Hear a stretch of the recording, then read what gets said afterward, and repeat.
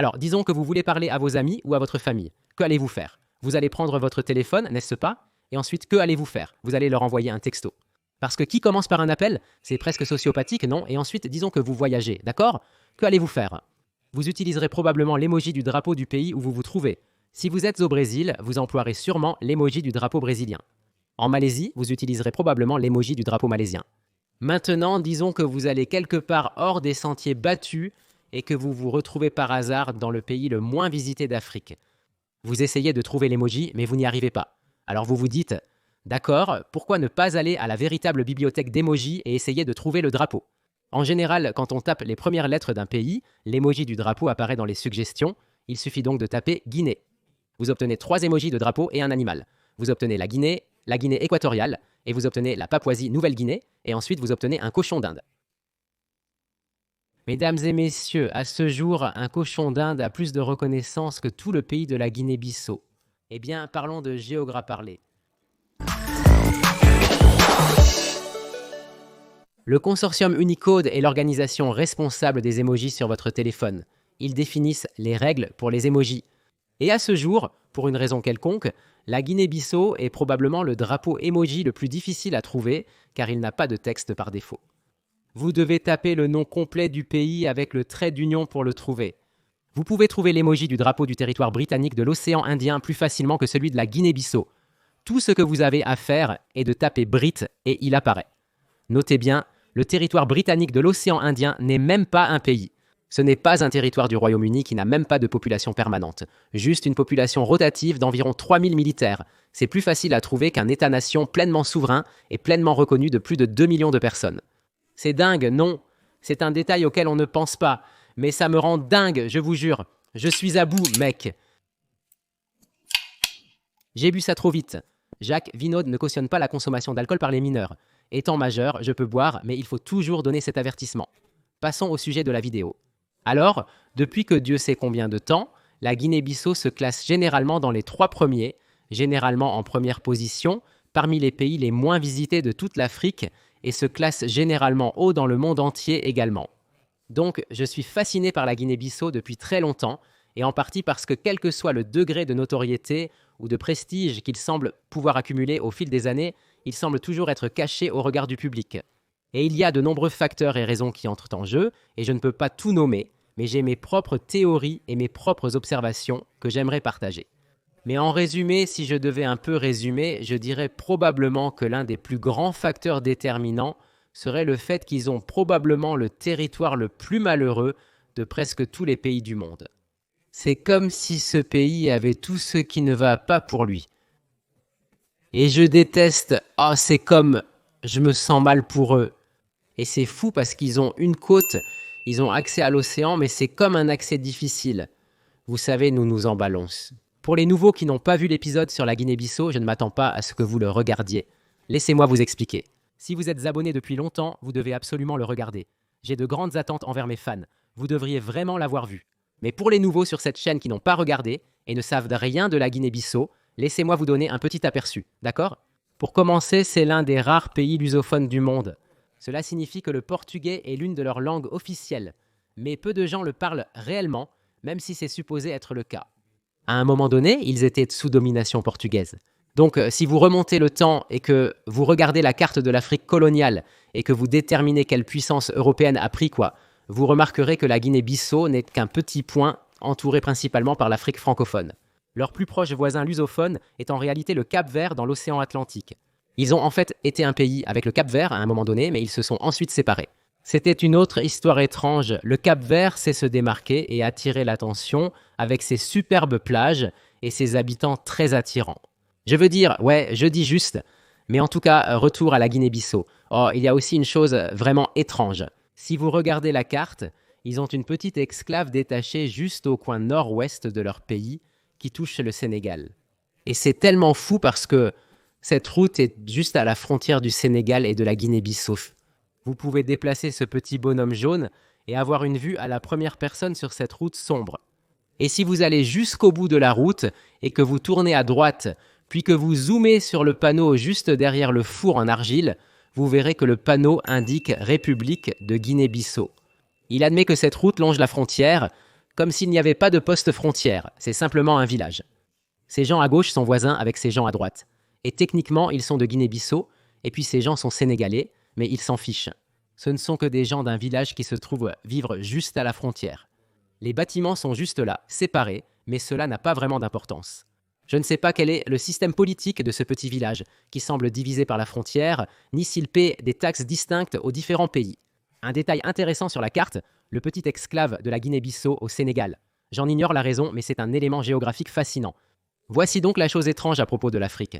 Si vous dézoomez et regardez l'ensemble du continent, puis que vous zoomez à nouveau sur le côté ouest, presque toute la côte est lisse avec très peu de régions insulaires ou insulaires.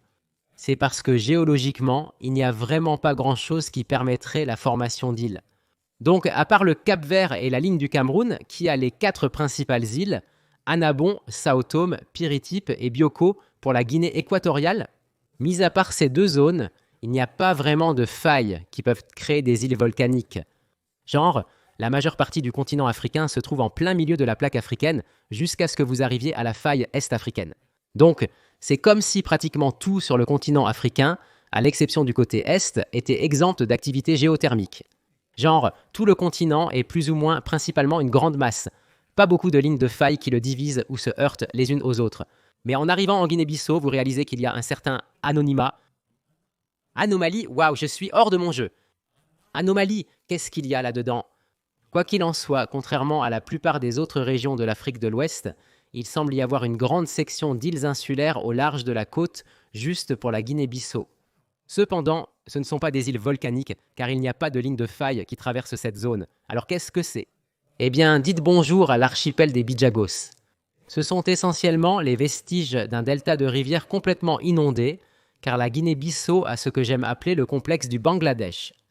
Le pays entier est essentiellement construit sur un estuaire de rivières éventail, principalement des rivières Guéba et Korubal.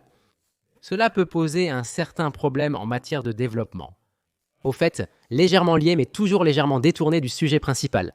L'archipel des Bijagos, c'est un endroit très intéressant. Un groupe de personnes acharnées y vivaient et luttaient contre les Portugais depuis longtemps. Ils n'ont été officiellement annexés qu'en 1936 d'elle. C'est fou que les îles Bijagos n'appartenaient pleinement pas au Portugal jusqu'en 1936, alors que le reste l'était depuis plus d'un siècle.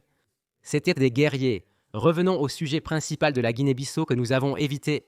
Donc, si vous regardez la Guinée-Bissau depuis les images satellites, elle ressemble essentiellement à cela. On dirait une grande masse de terre solide et verdâtre.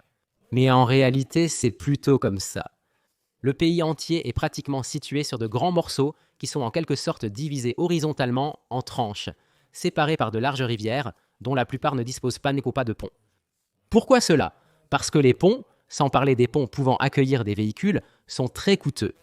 Comme le montant qu'il en coûterait pour construire un pont de traversée de rivière de taille moyenne peut être l'équivalent de ce qu'il en coûterait pour paver 100 miles de chaussée. Les ponts sont chers, cela rend donc le transport domestique, sans parler de l'international, très difficile. La plupart des traversées de rivières ne sont accessibles que par ferry, et peu d'entre eux peuvent accueillir des véhicules. La majorité des ferries sont de simples pirogues motorisées, pouvant transporter des charges légères et des passagers assis. Voilà le problème. Si vous regardez la carte routière de la Guinée-Bissau, vous remarquerez quelque chose. Il semble y avoir plus d'accent sur le fait d'aller vers l'ouest et l'est plutôt que vers le nord et le sud. Parce que pour aller du nord au sud dans ce pays, vous devez construire beaucoup de ponts. Et le problème est que plus vous vous rapprochez de la côte dans ce pays, plus les rivières deviennent larges. À ce jour, il n'y a que 2 ponts qui traversent l'axe des rivières de plus de 500 mètres ou 1600 pieds de large. Le pont sur la rivière Mansoa et un autre sur la rivière Cacheo. Cela signifie que si vous voulez aller quelque part au nord ou au sud du pays et que vous ne traversez pas ces 2 ponts, alors vous n'avez qu'un seul choix. Conduisez tout le long à l'intérieur des terres jusqu'à ce que la rivière soit assez mince pour construire un petit pont qui peut accueillir des véhicules, puis aller au nord ou au sud. Donc c'est comme si, peu importe où vous voulez aller, au nord ou au sud, vous allez devoir conduire des centaines de kilomètres à l'intérieur du pays. Quoi qu'il en soit, à moins que vous ne vouliez traverser ces 2 grands ponts. Même eux n'ont pas accès partout. Les rivières, bien que belles, compliquent un peu les choses. Le plus fou, 85% de la population vit le long de la côte. Donc même si c'est l'Afrique continentale, c'est presque comme un pays insulaire, car tous sont séparés par des estuaires d'au moins 300 mètres de large. C'est comme dans ce pays, Il faut soit avoir un bateau, soit être prêt à conduire jusqu'à l'intérieur des terres pour se rendre chez son voisin qui pourrait n'être qu'à 300 mètres de distance. Cela complique aussi grandement les voyages internationaux pour leurs voisins et principaux partenaires commerciaux. Il est impossible de conduire en ligne droite de Bissau à Conakry en Guinée. Vous devez aller à 120 km à l'intérieur des terres puis prendre un virage serré vers le sud, qui est le seul chemin qui a de petits ponts ou des ferries pouvant accueillir des véhicules qui peuvent traverser les rivières. Pour compliquer les choses, le Sénégal est leur plus grand partenaire d'importation et une seule route relie Dakar. Mais le problème était que cette route doit traverser la rivière Gambie au pont Sénégambie dans le pays incroyablement mal situé de la Gambie qui les bloque pratiquement du Sénégal. Je veux dire, sauf pour la partie sud du Sénégal. Mais comme personne ne fait attention à ça, tout est à Dakar. Sans offense pour le sud du Sénégal, mais allez, vous savez que Dakar attire toute l'attention. Alors plutôt que d'attendre aux 3 longs postes frontières pour le Sénégal, Gambie, encore là, Gambie, retour au Sénégal, et ensuite vous devez payer des frais de transport supplémentaires et des tarifs, ce qui est fou parce que oui, ils sont membres de la communauté économique des États de l'Afrique de l'Ouest, mais la communauté économique des États de l'Afrique de l'Ouest a un système de tarifs commerciaux externes communs au sein de leurs membres de la communauté. Alors c'est comme, à quoi sert le bloc commercial si vous devez encore payer ? Malgré l'incompréhension, il est plus embêtant de traverser la Gambie par la route la plus courte. Ils préfèrent contourner le pays lors d'un trajet en voiture de 14 heures, puis tourner à gauche pour remonter à Dakar pour commercer avec le Sénégal. Ce n'est pas de leur faute, c'est juste la composition physique naturelle de leur pays avec laquelle ils doivent travailler. Cela complique vraiment les choses pour eux. Vous analysez réellement toute la structure civile du pays. Et puis vous vous dites « Oh non, ça recommence ». Politiquement, je ne vais pas embellir la réalité, d'accord ? Oui, il y a eu 21 coups d'État et 4 réussis depuis qu'ils ont acquis leur indépendance. Ils n'ont eu qu'un seul président, un récent, qui a réussi à terminer un mandat, José Mario Vaz. Il a volontairement démissionné pour laisser Embalo prendre le relais, ce qui était une très grosse affaire, surtout pour l'époque contemporaine. Cependant, le nouveau président est aussi une figure controversée. Il est encore doux comparé aux précédents dirigeants, y compris celui qui a régné pendant 14 ans en tant que dictateur, a été exilé, est revenu au pouvoir, puis a été assassiné. Oui, il y a eu un nouveau coup d'État contre lui, suivi d'une tentative d'assassinat. Suite à cela, il a dissous le Parlement. Mais le point est que, comparativement, par rapport aux dirigeants précédents, il n'est pas si mauvais. Et il a annoncé publiquement qu'il n'est pas intéressé par un second mandat et est prêt à céder sa place à qui que ce soit qui lui succède. Il semble donc être coopératif. Cela semble prometteur, du moins en surface, pour la quête de stabilité politique du pays. Sous sa présidence, il a initié la Horachiga, ou la nouvelle politique du temps, qui était essentiellement son plan pour le développement massif du pays. L'un des projets de son initiative est l'expansion du port de Bissau, qui a grandement besoin d'une mise à niveau depuis longtemps. Il a toujours été submergé par une utilisation excessive du fret. Le projet est censé permettre au trafic portuaire d'augmenter de 27 000 équivalents 20 pieds à 60 000. C'est comme l'unité de mesure pour le fret. Je ne sais pas, je ne suis pas un gars de la logistique, vous avez compris. Il va y avoir plus de choses. Actuellement, des techniciens de Turquie, du ministère turc des Transports, collaborent avec le peuple de Guinée-Bissau pour travailler sur toute cette affaire. Ils ont commencé à draguer le port pour augmenter la capacité. Des projets d'investissement étrangers financés par la Chine et le Brésil ont débuté, comme le pavage de la nouvelle autoroute reliant Bissau à Safim dans le nord. En moyenne, la croissance économique du pays reste à un plateau stable d'environ 5% par an.